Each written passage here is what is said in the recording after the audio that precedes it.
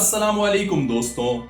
اللہ نے ہم انسانوں کو اشرف المخلوقات بنایا ہے اور ہمیں صلاحیت دی ہے کہ ہم صحیح اور غلط میں فرق کر سکیں۔ پھر اللہ نے انہی میں سے کچھ کو حاکم بنایا تاکہ دنیا کا نظام چلایا جا سکے۔ ایک حاکم اپنی رعایا کا ذمہ دار ہوتا ہے اور وہ لوگوں کی خدمت اور ان کے مسائل کو حل کرتا ہے۔ اس نظام کو خلافت کہا جاتا ہے، جہاں ایک عام سا شخص مجمع میں کھڑے ہو کر خلیفہ وقت سے یہ سوال کر سکتا ہے کہ یہ جو کرتا آپ نے پہنا ہوا ہے اس کا کپڑا آپ کے پاس کہاں سے آیا،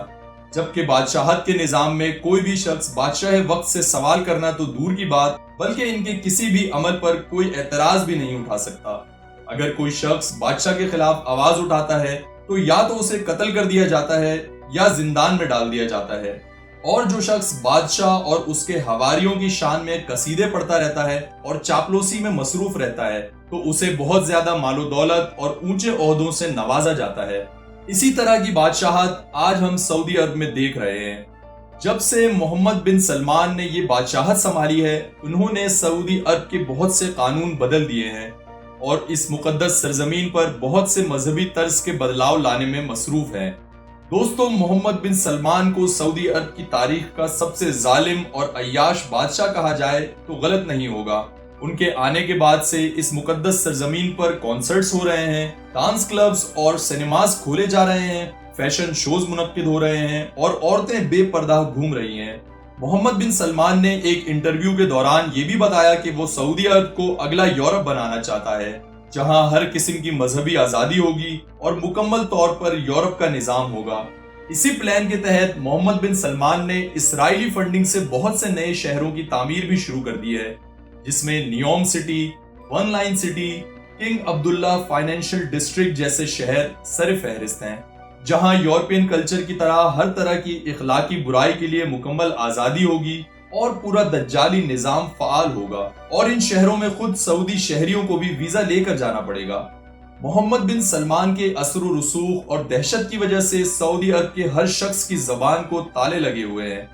یہاں تک کہ بہت سی مذہبی شخصیات بھی اس بےہودگی کے فروغ کو روکنے کے لیے کچھ نہیں کر پا رہی۔ اس کی وجہ یا تو ان میں سے بہت سے لوگ ریال کی چمک دیکھ کر اندھے ہو چکے ہیں یا تو اپنی جان بچانے کے لیے خاموش ہیں۔ سابقہ امام کعبہ شیخ الصالح الطالب سے یہ سب نہ دیکھا گیا، اور اپنے ایک خطبے میں انہوں نے بے حیائی، عورتوں اور مردوں کی مکس گیدرنگ یعنی مخلوط اجتماعات پر مبنی پارٹیز پر تنقید کرتے ہوئے کچھ یوں بیان کیا: احذروا الحفلات الغنائية الكوميدية والسينمائية وإن زعموا أنها ترفيهية فما هي إلا مشاريع تغريبية بخطوات مدروسة تدريجية۔ کہ جو کچھ انٹرٹینمنٹ کے نام پہ کیا جا رہا ہے، اسلام اس کی بالکل بھی اجازت نہیں دیتا، اور سعودی انٹرٹینمنٹ انڈسٹری جس طرح ہم جنس پرستی کو فروغ دے رہی ہے اور سعودی حکومت سینماز اور ڈانس کلبز کھولنے جا رہی ہے، یہ سب حرام کام ہیں جو حکمران اس مقدس سرزمین پر شروع کرنے جا رہے ہیں۔ دوستوں، اس ذرا سی تنقید کے بعد سابقہ امام کعبہ شیخ الصالح الطالب کے ساتھ جو سلوک کیا گیا، اسے تاریخ ہمیشہ یاد رکھے گی۔ شیخ الصالح الطالب کو 2018 میں گرفتار کیا گیا، اور ظلم کی انتہا یہ تھی کہ گرفتاری کی وجہ بھی نہیں بتائی گئی۔ 4 سال تک انہیں اسی طرح بنا کسی وجہ کے جیل میں رکھا گیا، اور پچھلے دنوں 22 اگست 2022 کو شیخ الصالح الطالب کو سعودی عرب کی ایک عدالت نے 10 سال قید کی سزا سنا دی ہے، جس کی وجہ یہ بتائی جاتی ہے کہ انہوں نے سعودی حکومت کی پالیسیز کے خلاف بیان دیا، جو کہ سعودی بادشاہت کی نظر میں سنگین جرم کی حیثیت رکھتا ہے۔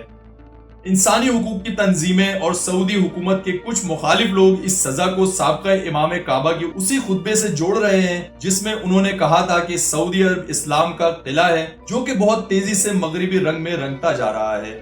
اور مزید یہ کہ یہاں ایک ایسا شہر بھی بنایا جا رہا ہے جہاں کسی بھی مذہب کا کوئی عمل دخل نہیں ہوگا اور ہر قسم کی بے حیائی کو مکمل آزادی ہوگی، جس کی اسلام سختی سے مذمت کرتا ہے، اور ہمیں اس شہر کو بننے سے روک دینا چاہیے تاکہ ہم بدعتوں سے بچ سکیں۔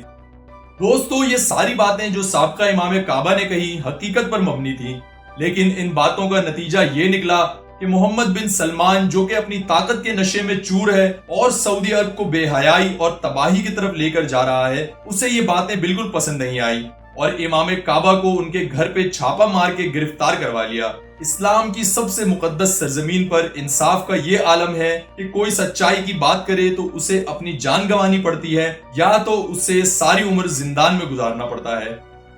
یہی حال سعودی صحافی جمال خشوگی کا بھی ہوا، جسے ترکی میں بے دردی سے قتل کر دیا گیا کیونکہ وہ اپنی تحریروں میں آل سعود کی حقیقت دنیا کے سامنے لا رہا تھا۔ سب جانتے ہیں کہ جمال خشوگی کا محمد بن سلمان کے حکم پر قتل ہوا ہے، لیکن کوئی بھی اس کے خلاف آواز اٹھانے کی ہمت نہیں رکھتا کیونکہ اس نے اپنے ظلم اور بربریت سے لوگوں کے منہ بند کیے ہوئے ہیں اور تمام حکومتی اداروں کو اپنی کنٹرول میں کیا ہوا ہے، جہاں محمد بن سلمان کی اجازت کے بغیر ایک پتا بھی نہیں ہل سکتا۔ یہی وجہ ہے کہ سعودی میڈیا، قانون نافذ کرنے والے ادارے اور عدالتیں سب اس ظلم و فرعونیت کے آگے خاموش تماشائی بنے ہوئے ہیں۔